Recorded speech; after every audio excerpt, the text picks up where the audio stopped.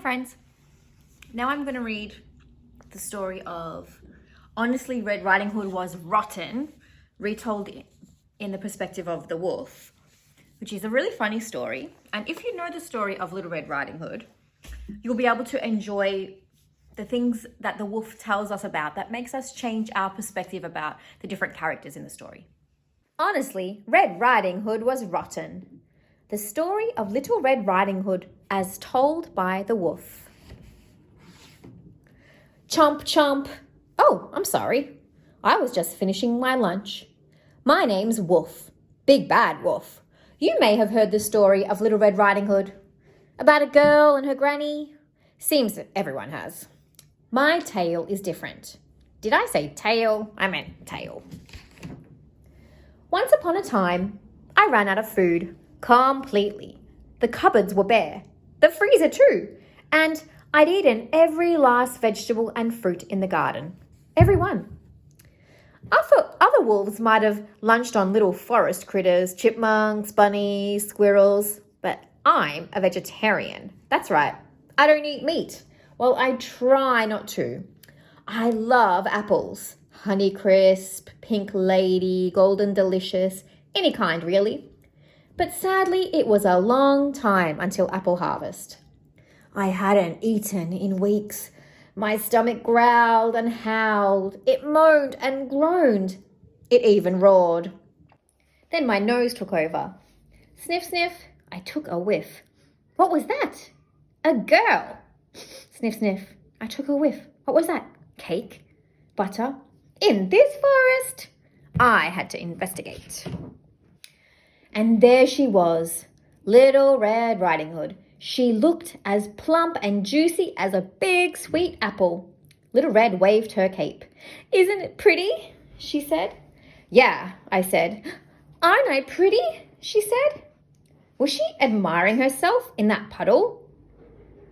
With this cape, she said, I'm even prettier than usual.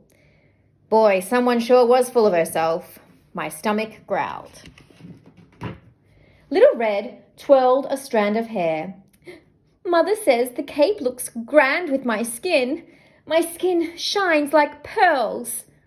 Or the meat of a ripe apple, I thought, licking my chops. Remember, I hadn't eaten in weeks. Time to chomp. But then Little Red said, I can't wait until Granny sees how pretty I am today. I'm bringing her cake and butter from my mother. My stomach howled. 2 meals, I thought. Granny for breakfast, Little Red for lunch, and cake and butter for dessert. Well, where does Granny live? I asked. Little Red pointed. Down there, in the clearing, the brown house. I knew that house, and I had a plan. Let's play a game, I said. Little Red smiled. I'm awesome at games. I bet you are, I said. You take this path, I'll take that path, and let's see who arrives at Granny's first. I will, she said. I'm the prettiest and the fastest. I bet you are, I said. My stomach moaned. Before it groaned, I ran. No one knows the forest like I do. I chose the shorter path. Sniff, sniff. I took a whiff. What was it? Apple air freshener? Tap, tap. I knocked on the door. Who's there? Called out a voice. Your granddaughter, I squeaked. I've brought you cake and butter from Mother. Doors open, Granny said. Granny tugged at her nightcap. Green, she said. Isn't it pretty? Pretty like a Granny Smith apple, I thought. Aren't I pretty? Granny said. You must have heard the saying, the apple doesn't fall far from the tree. Well, it's true. My stomach roared. What's that noise? Granny asked. Chomp, chomp. I had to eat her. She was no Macintosh apple, but not too bad. I still felt hungry.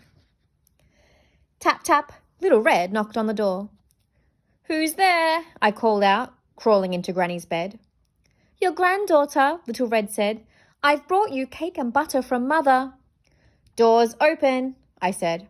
Little Red walked in and caught a glimpse of herself in the mirror. Isn't my cape pretty, Granny? She said. Aren't I pretty? I clenched my teeth. Granny, Little Red said, what deep dark eyes I have. I said, the colour of apple seeds. Granny, she said, what perfect ears I have. I said, shaped like sharply cut apple slices. Granny, she said, what pretty lips I have. I said, red delicious. Granny, she said, what lovely skin I have. Chomp, chomp. I ate her up. What can I say? Things look different when you're hungry. She was no Fuji or Crispin apple. In fact, to be honest, she was a bit rotten, but she was better than nothing. Plus, I got dessert.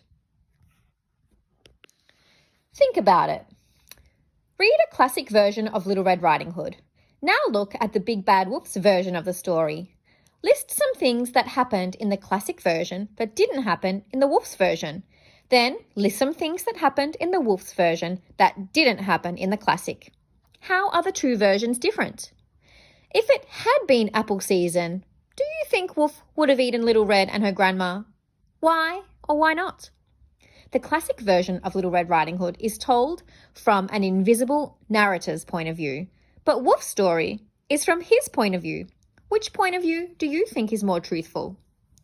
How would other fairy tales change if they were told from another point of view? For example, how would Cinderella's story change if one of her stepsisters told it? What if the baby bear in Goldilocks and the Three Bears told the story? You could write your own version of a classic fairy tale from a new point of view.